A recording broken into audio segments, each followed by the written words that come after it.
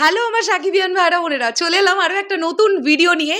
চলো এই ভিডিওটাতে তোমাদেরকে জানিয়ে দিই বরবাদের শ্যুট ফাইনালি কবে শেষ হতে চলেছে, বরবাদের ক্যামেরা ক্লোজ হবে ফাইনালি কত তারিখে। আজকে এই ভিডিওতে তোমাদেরকে এক্সক্লুসিভলি জানিয়ে দেবো।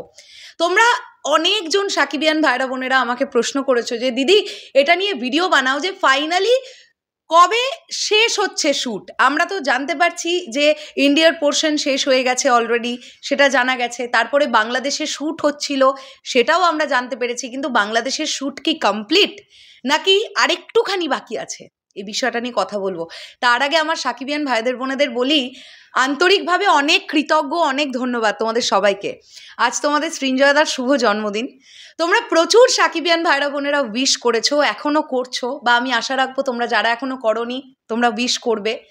অবশ্যই উপরওয়ালার কাছে এটা দোয়া করো যেন তোমাদের দাদা সুস্থ থাকে, ভালো থাকে। আমরা যেন এভাবেই আনন্দ করে দিনগুলো, সামনের দিনগুলো কাটাতে পারি তোমাদের সঙ্গে করে নিয়ে। এই আশীর্বাদ বা এই দোয়াটা সবাই রেখো তোমার সৃঞ্জয়দার ওপরে। এবারে আমরা চলে আসি যে বরবাদের শুটিং ফাইনালি কবে শেষ হতে চলেছে। তার আগে বলে দিই যে খুব ইম্পর্টেন্ট 3টে শট, পার্টিকুলারলি 3টে শট আর নেওয়া বাকি আছে। মেহেদী হাসান হৃদয় ভাইয়া পুরো কাজ কমপ্লিট করে ফেলেছেন, বাকি আছে মাত্র 3টে শট, যেটা বাংলাদেশে হবে। এবং ডেটটা কবে সেটা তোমাদের জানাই। ডেটটা হচ্ছে আগামী পরশু দিন, মানে 10 তারিখ, 10th of February, 10ই ফেব্রুয়ারি বাংলাদেশে কোনো একটি জায়গায় শ্যুট ফাইনাল হতে চলেছে। একদম ক্যামেরা ক্লোজ হয়ে যাবে 10 তারিখে বাংলাদেশ থেকে। ইতিমধ্যেই পোস্ট প্রোডাকশন অলরেডি স্টার্ট। এদিকে মুম্বাইতে চলছে কালারের কাজ, এদিকে কলকাতাতে চলছে এডিটিং প্লাস ডাবিং। ভাইয়া এসেছিলেন কলকাতায়, গতকাল বিকেলবেলার দিকে তিনি কলকাতা থেকে আবার বাংলাদেশে চলে গেছেন। এবং ভাইয়ার ডাবিং পোর্শন কীরকম হয়েছে সেটা তোমাদেরকে আমি আগের ভিডিওতেই এক্সক্লুসিভলি জানিয়ে দিয়েছি। সো এই 10 তারিখের শ্যুটটাতে মোস্ট প্রবাবলি ভাইয়ার বোধহয় কোনো শট নেই, আমি এটা কিন্তু শিওর জানি না। হ্যাঁ, তবে বাংলাদেশের এক ঝাঁক তারকারা তারা কিন্তু এই যে লাস্ট লটটা যেটা হলো শ্যুটটা 2-3 দিন বাংলাদেশের পোর্শন, সেখানে অনেক অভিনেতারা যারা খুব ইম্পর্টেন্ট অভিনেতা বাংলাদেশের, এরকম বেশ কিছু নাম, বেশ কিছু ব্যক্তিত্ব তারা কিন্তু শ্যুট করেছেন বরবাদের। কাজে এই যে প্রথম দিন থেকে মেহেদী হাসান হৃদয় ভাইয়া আমাদের বলছিলেন না যে কাস্টিংয়ে চমক থাকবে, আমরা ধীরে ধীরে সবটা তোমাদের সামনে আনবো বা আপনাদের সামনে আনবো, সেটা কিন্তু টিম করবে। তার জন্য একটু অপেক্ষা করতে হবে আমাদেরকে। আর বেশি দিন তো নয়, আর 5-6টা দিন অপেক্ষা করতে পারবো তো আমরা তো আমরা ধৈর্য ধরতে পারি একটা ভালো কিছুর জন্য।